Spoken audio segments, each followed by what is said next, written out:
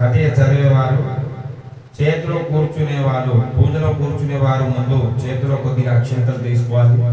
కథ పూర్తిగా అయిన తర్వాత వాటిని తమ శిరస్సుపై ఉంచుకోవాలి.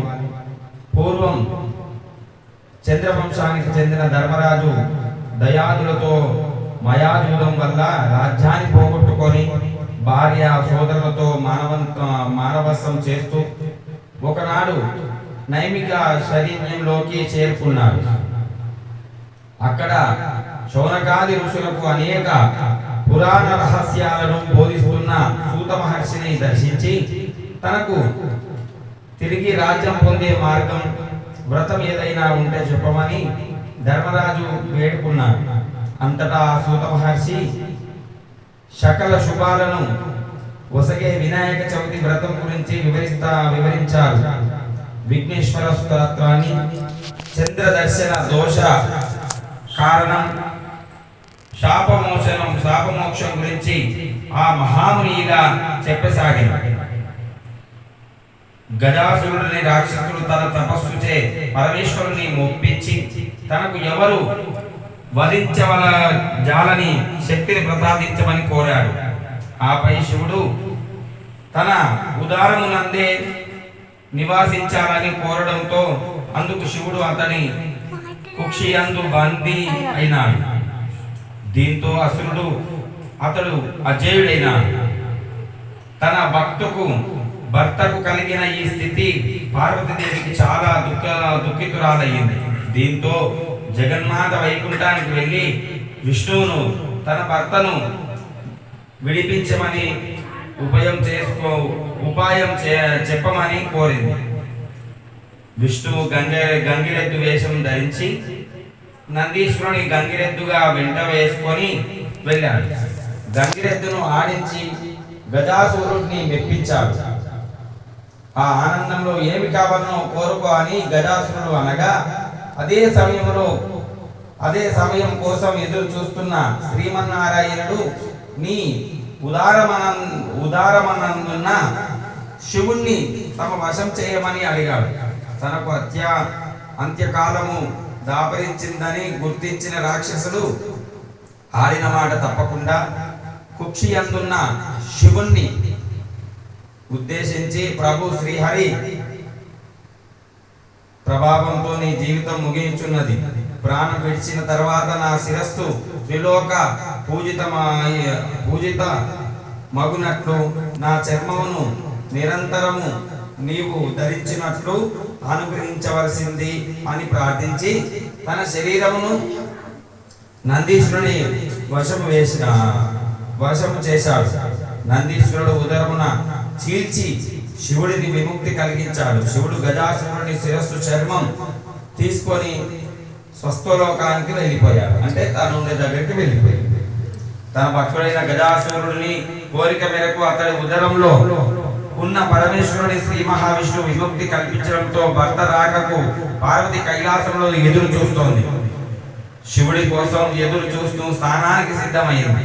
స్నానానికి వెళుతూ దేహానికి నునుగు పిండిని అద్దుకుంటూ పరధ్యానంలో ఆ పిండితో ఒక ప్రతిమను తయారు చేసింది. ప్రతిమ అంటే ఒక విగ్రహం, బొమ్మ. చూడముచ్చటైన ఆ బాలుని తండ్రి ఉపదేశించిన మంత్ర సాయంతో పార్వతి ప్రాణ ప్రతిష్ఠ చేసింది. అంటే నులుగు పిండితో ఒక బొమ్మ చేసి ఆ బొమ్మకి ప్రాణం పోసింది. దివ్య సుందరమైన ఆ బాలుని వటిక కాపలా ఉంచి తాను స్నానానికి వెళ్ళింది. అంతలో అక్కడికి వచ్చిన శివుడిని ఆ బాలుడు అడ్డుకున్నాడు. అంటే ఇంట్లో పోతానికి శివుడు వచ్చాడు. వస్తుంటే బయట నిలబడి గణేశుడు లోపలికి పోనిస్తాడు. అంతలో అక్కడికి వచ్చిన శివుడిని ఆ బాలుడు అడ్డుకున్నాడు. ఆగ్రవేశాలతో లోనైన రుద్రుడు ఆ బాలుడి శిరస్సును తన త్రిశూలంతో ఖండించాడు. ఆ శబ్దానికి బయటికి వచ్చిన పార్వతీదేవి జరిగిన ఘోరం చూసి కన్నీళ్లు పెట్టుకుంది. దీంతో శివుడు గజాముఖుడి శిరస్సును తెప్పించి ఆ బాలుడికి అతికించి ప్రాణం పోసి గజానుడు అనే నామకరణం చేశారు. సర్వ విజ్ఞానులు ఒక అధిపతిని నియమించాలని దేవతలు, మునులు, మానవులు పరమశివుని కోరుతారు. ఆ విషయంలో గణపతి కుమారస్వామి ఎవరిని నియమించాలని ఆలోచించి పరమేశ్వరుడు ముల్లోకాలను పవిత్ర నదులను స్నానం చేసి ఎవరు ముందుగా తన వద్దకు వస్తారో వారికి ఈ ఆధిపత్యం లభిస్తుందని చెబుతారు. దీంతో కుమారస్వామి తన నెమలి వాహనంపై రుబ్బ ఎగిరిపోగా వినాయకుడు మాత్రం తన ఎలుక వాహనంలో ముందుకు కదలలేదు. దీంతో నారాయణ మంత్రం జపిస్తూ తల్లిదండ్రుల చుట్టూ ప్రదక్షిణం చేస్తాడు. ఆ మంత్ర ప్రభావంతో ప్రతి తీర్థంలోనూ కుమారస్వామి కంటే ముందే వినాయకుడు ప్రత్యక్షమవుతున్నాడు. ఆ విధంగా 3 కోట్ల నదుల్లో వినాయకుడే ముందుగా స్నానం ఆచరించడం చూసిన కుమారస్వామి కైలాసానికి వెళ్ళి మహిమాన్వితుడైన అన్నగారికి ఈ ఆధిపత్యం ఇవ్వమని తండ్రిని కోరాడు. ఆ విధంగా వినాయకుడు విజ్ఞాలకు అధిపతి అవుతాడు. గణేశుడి శక్తి సామర్థ్యాలను పరిశీలించి భద్రపాద శుద్ధ చవితి నాడు గణాధిపత్యం కట్టబెట్టాడు. ఆ రోజున తనకు భక్తితో సమర్పించిన ఉండ్రాళ్ళు, కుడుములు, పిండి వంటలు, పండ్లను సృష్టిగా తిని వినాయకుడి నడవడానికి ఇబ్బంది పడుతూ కైలాసం చేరుకున్నాడు. శివుని శిరస్సులపై ఉన్న చంద్రుడు గణాదుని అవస్థ చూసి పక్కున నవ్వాడు. రాజదృష్టి సోకితే రాళ్ళు కూడా నుచ్చవుతాయి. అంటే కంటి చూపు నరదిష్టి కలిగితే రాళ్ళు కూడా నుచ్చుతాయి. విఘ్ననాథుని ఉదరం పగిలి అందులో ఉండ్రాళ్ళు, కుడుములు బయటకు వచ్చాయి. పొట్ట పగిలిపోయి వాళ్ళకి తినేయన్ని బయటకు వస్తాయి. ఆ చేతను ఉండ్రాళ్ళు, కుడుములు బయటకు వచ్చి ఆ చేతన అయ్యాడు. దీంతో ఆగ్రహించిన పార్వతీదేవి, పాపాత్ముడా, నీ దృష్టి సోకిన ఆ కుమారుడు ఆ చింతన పడి ఉన్నాడు. కాబట్టి నిన్ను చూసిన వారు పాపాత్ములై నీలాప నిందలు పొందుతారు కాగా అని శపించారు.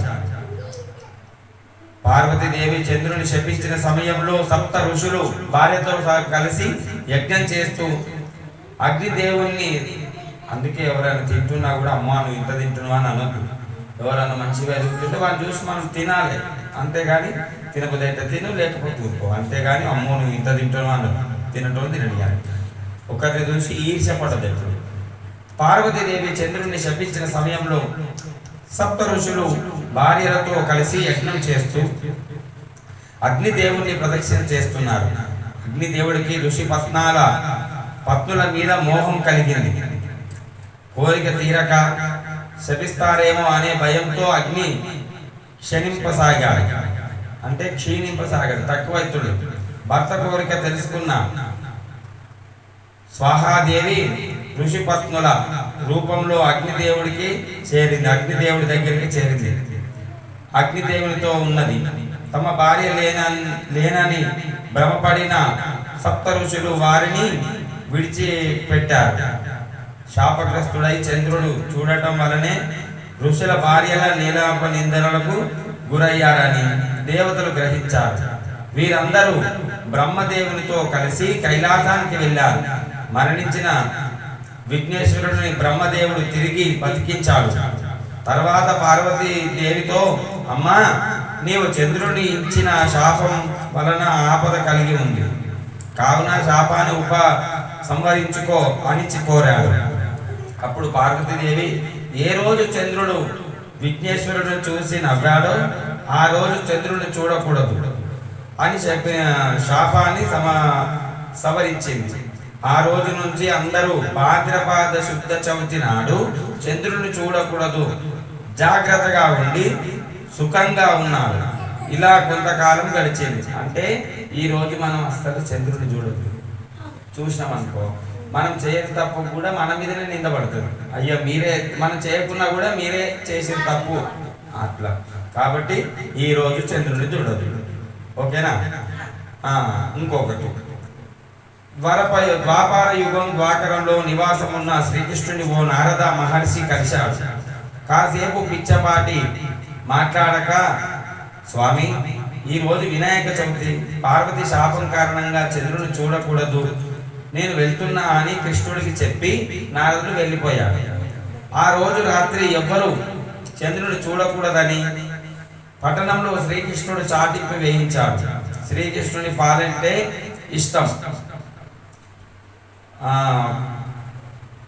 ఆ రోజు రాత్రి శ్రీకృష్ణుడు ఆవు పాలను తాగుతున్నాడు. శ్రీకృష్ణుడికి పాలు అంటే ఇష్టం ఎక్కువ. ఆ రోజు రాత్రి శ్రీకృష్ణుడు ఆవు పాలను తాగుతుండగా పాత్రలోని పాలల్లో చంద్రుడి ప్రతిబింబం చూశాడు. అంటే చంద్రుడి నీడ పాలల్లో కనిపించింది.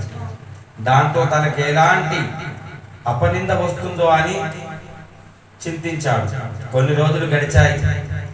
సత్రజిత్తు సూర్యుని వరంతో శతకమని శామంతకమని సంపాదించాడు. రోజుకు 10 బరువుల బంగారాన్ని ఇచ్చే ఆ మణిని తీసుకొని ద్వారకకు వెళ్ళాడు.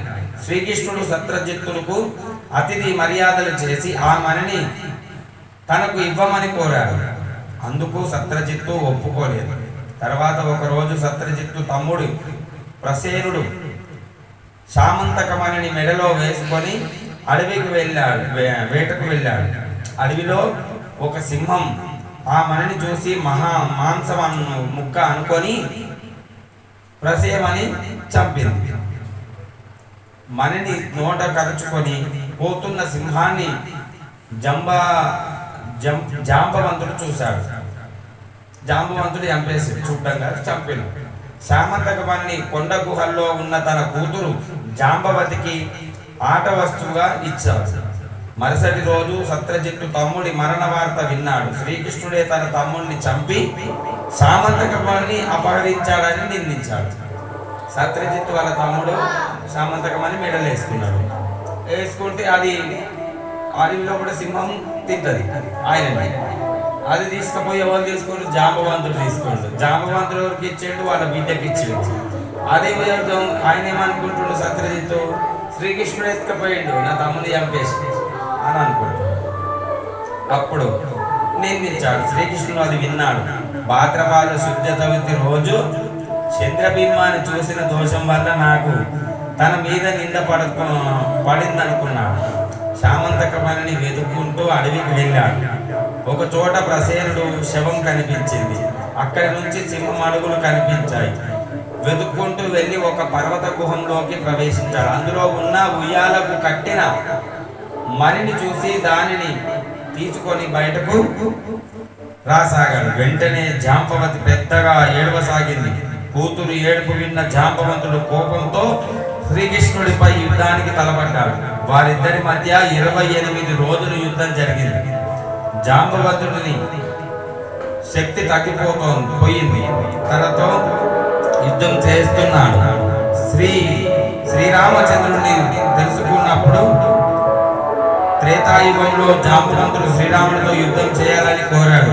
ఆ కోరికను ఇప్పుడు శ్రీకృష్ణుడి రూపంలో వచ్చి తీర్చాలని గ్రహించాడు. శ్రీకృష్ణుడు నమస్కరించి శామంతకమణితో పాటు తన కుమార్తె జాంబవతిని కూడా ఆయనకు సమర్పించాడు. శ్రీకృష్ణుడు శాంతమణిని తెచ్చి సత్రజిత్తుకు ఇచ్చాడు. నిజం తెలుసుకున్న సత్రజిత్తు తనను క్షమించమని శ్రీకృష్ణుడు వేడుకున్నాడు.